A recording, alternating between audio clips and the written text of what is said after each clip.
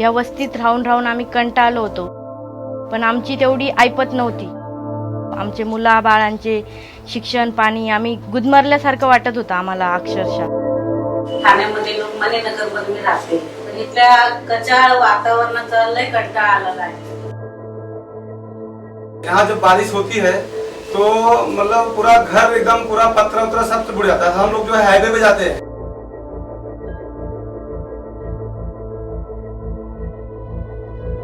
2 साल पहले हमारी लड़की रूम लेने के लिए गई थी, घर लेने के लिए। हम लोग झोपड़पट्टी में रहते हैं।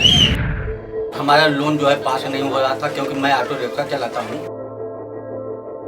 एक दिवशी मला असंच ते एकाने सांगितलं की कर्ममध्ये नवीन ही स्कीम आलेली आहे, बघ तुझ्याने होत असेल तर कर.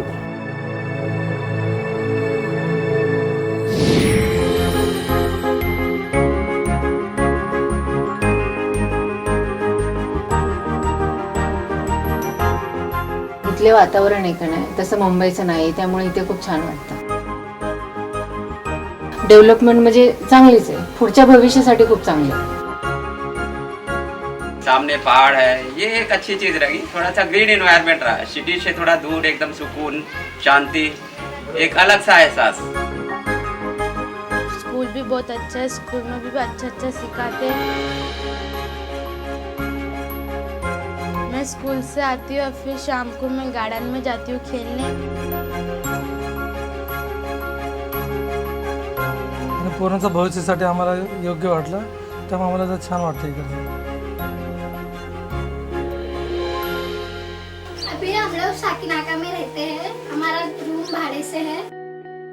हमारे लड़के का तो लोन जो है पास नहीं हो रहा था. हम यहाँ के कर्मा के बिल्डर जो हैं वो बेचारे हमारे ऊपर दया किए और किसी तरह से वो लोन पास करवा दिए. फॅमिली मोठी होत चाललेली, घर छोटं होत चाललं होतं, त्यामुळे मी घर करमने आम्हाला एक चांगली संधी दिली लोन वगैरे करून, आणि त्यांनी मला पोझिशन पण करून दिलेलं. आता घर बघून आलो आम्ही, चांगले रोड वगैरे सर्व सुविधा सगळे चांगले आहेत. करौली में हमारे 5 बच्चे हैं, 4 लड़का 1 लड़की. मेरा आदमी अच्छाई के बारे में सोच के करता है ना, आगे थोड़ा जाता है ना, तो वो सोच के मन में विचार रख के फिर हमने वहाँ बुक किया था. 102 मेरा फ्लैट नंबर है. It's a very good flat. Middle class people के लिए वहाँ पे सारी सुविधा है, सिक्योरिटी से लेके गार्डन से लेके जो घर में एक चीज़ होनी चाहिए, मतलब सभी चीज़ एक वास्तु के हिसाब से भी कर्मा वालों ने बहुत अच्छा बनाया हुआ है. Great things are done when men and mountain meet together. अहो आपल्याला साधी खिडकी बदलायची होत नाही, हा एवढ्या सगळ्या बिल्डिंग बांधायच्या, स्विमिंग पूल बांधायचं.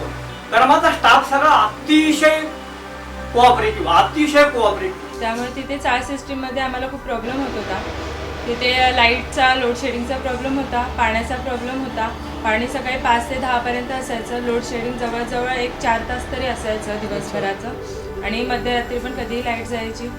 आता इथे आल्यानंतर तो काही प्रॉब्लेम नाही आहे आम्हाला.